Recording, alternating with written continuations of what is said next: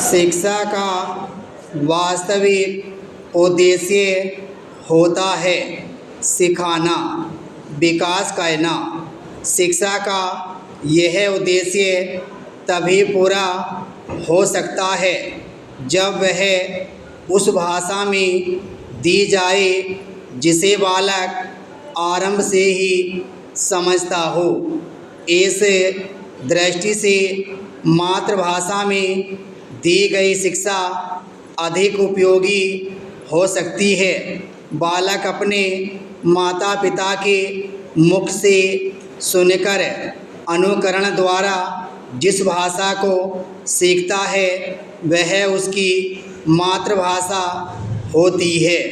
वह उसके घर में बोली जाती है और विद्यालय में जाने से पहले ही बालक अपनी इसी भाषा में बातचीत करना सीख लेता है।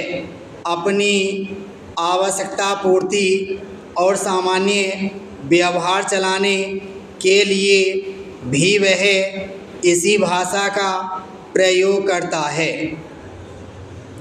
प्रायः किसी वर्ग विशेष, समाज विशेष या प्रदेश विशेष में बोली जाने वाली भाषा उसके सदस्यों की मातृभाषा होती है।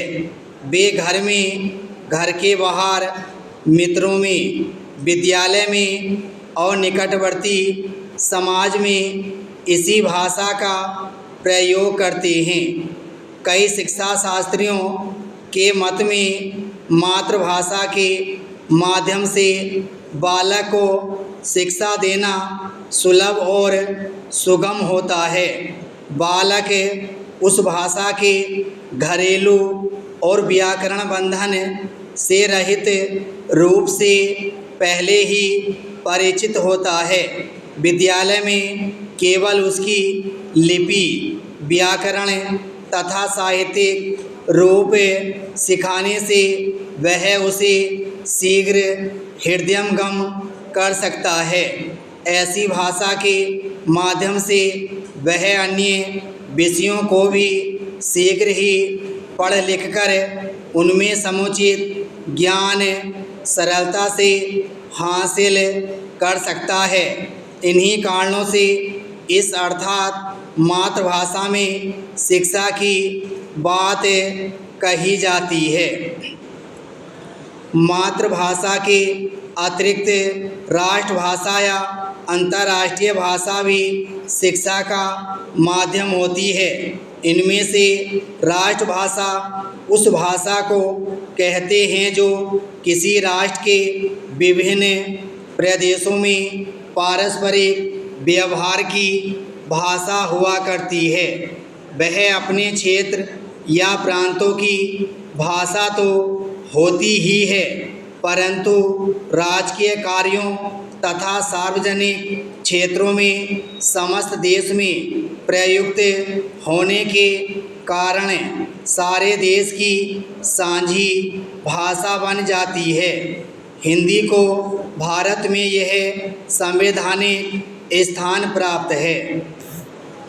राष्ट्रभाषा के बाद भाषा का अंतर्राष्ट्रीय स्वरूप और स्तर हुआ करता है।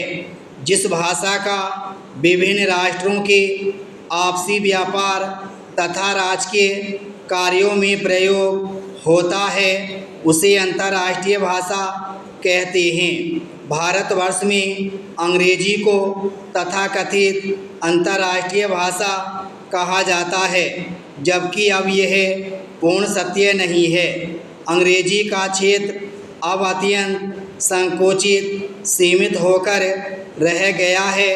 अंग्रेजी शासन काल में भारत में शिक्षा का माध्यम अंग्रेजी को बना दिया गया था, जो बहुत अंशों में अब तक भी विद्यमान है।